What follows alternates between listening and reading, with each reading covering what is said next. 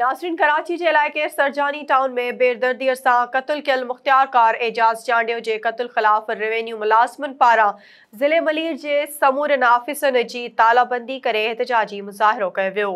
SS news के reporter शाहिद Ali Core i मूजिब एहतजाज की अगवानी एडिशनल डिप्टी कमिश्नर 2 ग़ुलाम शबीर जिस्कानी, असिस्टेंट कमिश्नर गनाब ज़ाहिद जूणीजो, रिज़वान अली अब्बासी, हबीबुल्ला चन्ना, मोहम्मद ज़मान ऐं ॿियनि कई। उन मौके ते रेवेन्यू के मुलाज़िमनि बाह में कारियूं पटियूं ॿधी आफ़िस के गेट आरो नारेबाज़ी पिण कई। SS न्यूज़ सां ॻाल्हाईंदे मुलाज़िमनि जो चवणु हो त गुज़िरियल ॾींहुं कराची में मुख्तियार कार एजाज़ चांडियो खे पंहिंजी ड्यूटी सरअंजाम ॾियण वक़्तु बेदर्दीअ सां क़त्ल कंदड़ जवाबदारनि खे फ़ौरी गिरफ़्तार कयो वञे। हुन चयो त असांखे मैजिस्ट्रेट जा पावर ॾिना वञनि। ही क़त्ल रेवेन्यू जे आफ़िसरनि ऐं मुलाज़िमनि जो क़त्ल आहे। कल जो असो मंगे पीर में मुख्तियार कार एजाज़ चांडियो मथा कातलाना हमलो थो आहे, जैमें वो शहीद थी वियो आहे। उन सां गॾु उन सां असांजा तपेदार ऐं ॿिया अमलदार ज़ख़्मी थिया आहिनि।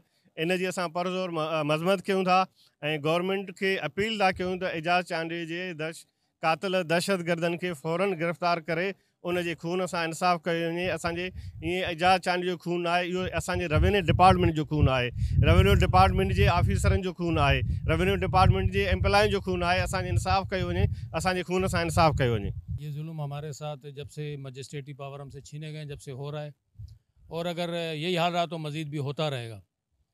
वजह यह है कि हम बड़े कमज़ोर लोग हैं, हमारे पास कुछ नहीं होता, और जो लैंड ग्रेबर हैं वो बहुत ताकतवर हैं। जदीद असला उनके पास होता है, बंदे उनके पास होते हैं। हमें एक टाइम की रोटी खाते हैं तो दूसरी टाइम की रोटी की फ़िक्र होती है। तो एजाज़ चांडियो से साहब तो दुनिया से चले गए, उनका नेमो बदल कोई नहीं है। अगर हुकूमत उनको 50 करोड़ भी दे दे, लेकिन एजाज़ चांडियो साहब को नहीं ला सकती है।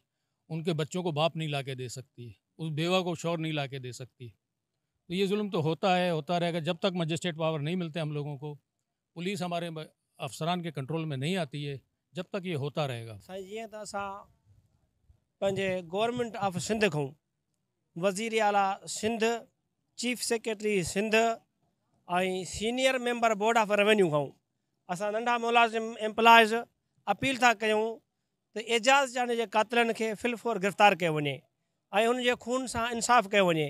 जेकर ईअं न थींदो असां कमु न कंदासीं ऐं असां तालाबंदी कंदासीं, एहतजाज कंदासीं।